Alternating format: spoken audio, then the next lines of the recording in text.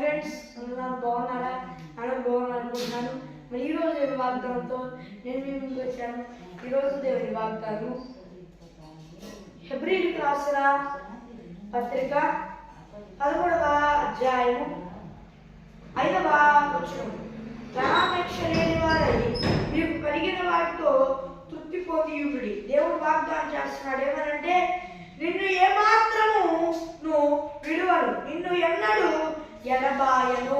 మరి ఫ్రెండ్స్, దేవుడి వాగ్దానము, మరి దేవుడు ఏం వాగ్దానం చేస్తున్నాడంటే, మరి ఎవరు ఎట్టి పరిస్థితుల్లో ఉన్నారో నాకేం తెలియదు, దేవుడు చెప్తున్నమాట. నిన్ను ఏమాత్రం విడువను, నేను నిన్ను విడిచిపెట్టాను అని అనుకోవాలి.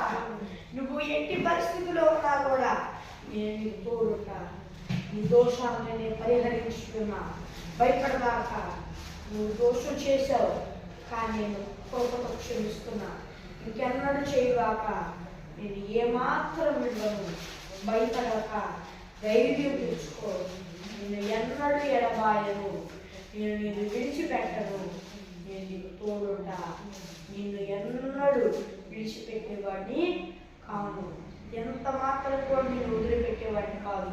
నేను నీ దేవుడను, నిజ దేవుడను, నీతి కలిగిన దేవుడను, నీతి న్యాయము స్థాపకుడిని. బాధపడవాక, నేను నీ దేవుడను, నీ పక్షమున నేనే యుద్ధము చేస్తున్నాను అని దేవుడు వాగ్దానం చేస్తున్నాడు. ఏ పరిస్థితుల్లో దుఃఖపడుతున్నారో నాకేం తెలియదు, కానీ దేవుడు వాగ్దానం చేస్తున్నాడు. నమ్మండి, దేవుడు మిమ్మల్ని విడిచిపెట్టడు, ఎన్నడు ఎడబాయడు. అదే ఫ్రెండ్స్, ఈరోజు వాగ్దానం చిన్న ప్రార్థన చేసుకున్నాం.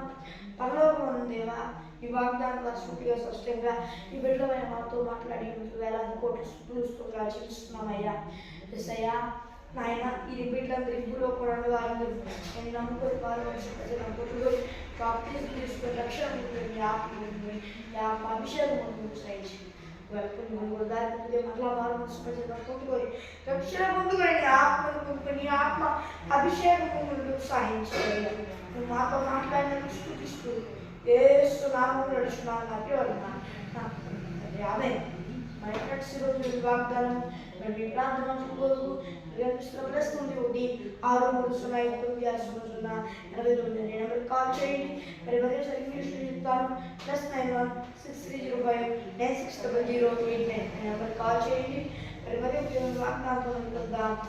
దేవుని కృపాశీర్వాదం అందరికీ తోడై నడిపించి కాపాడి సంరక్షించి నిత్యమైన చేర్చుగాక. ఆమేన్. Praise the lord.